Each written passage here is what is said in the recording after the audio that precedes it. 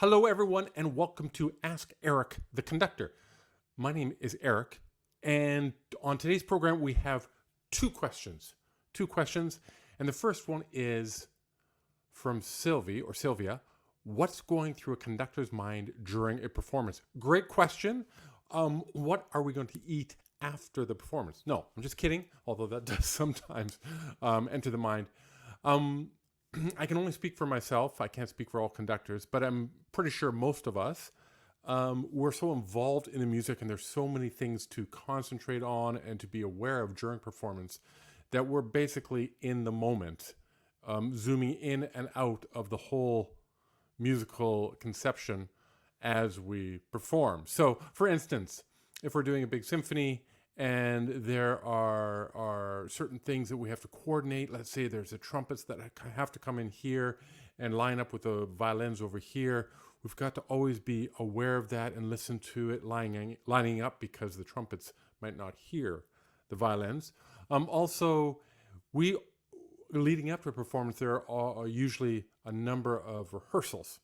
So we work out tempos and dynamics and balance and a lot of that stuff during those rehearsal times, but still a performance, we want to make sure those things come through. So we're always listening out for those sort of things and just being aware of what's going on because it's live performance and things can go not necessarily off the rails, but differently than how we necessarily rehearsed it. And that can be a good thing also because then there's some magical moments.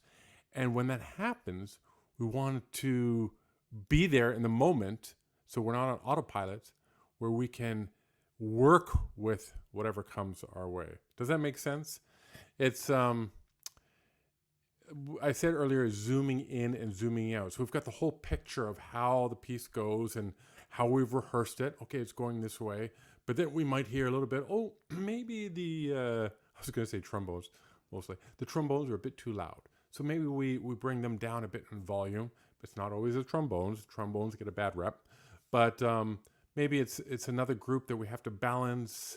And because just in terms of the acoustics and a different acoustics than from rehearsal, we listen to that and make those adjustments.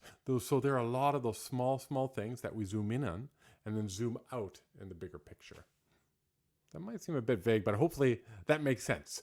All right, our second question comes from Brad, and it is, how do orchestra musicians know when to come in during performance? Very good question. Thank you, Brad.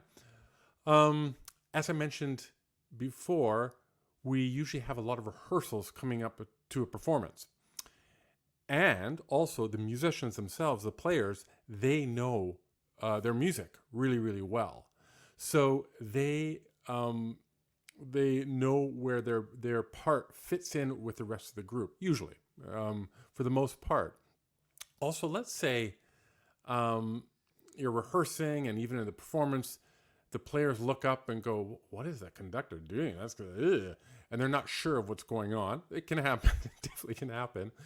The players always have someone at the front of their section that they can rely on. For instance, if you're in the viola section and let's say you're third or fourth player back, you can always look to your principal violist. It's the first person at the front of the group, and they are usually leading that section.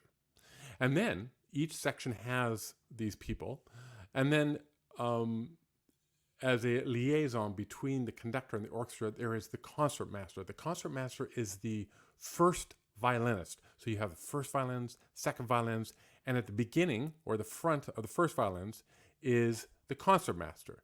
And they're the person that comes on usually during a performance before we all begin, and they have a separate bow usually where the audience claps for them and they walk on, and then they turn to the orchestra and they tune the orchestra. They gesture to the oboist, they give an A, and then they tune the orchestra. This concertmaster person, violinist, if something is going really off with the conductor and the conductor is in their own world going, ugh, the whole orchestra can look to that concertmaster and they can lead the way as well.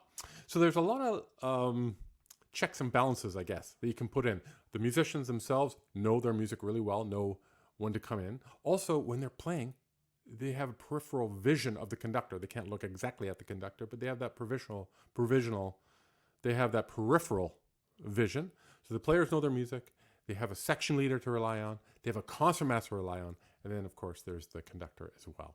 So that's when the conductor knows, the musicians, orchestra musicians know when to come in. Also, let's say there's a big solo. Let's say a trumpet player has a big solo.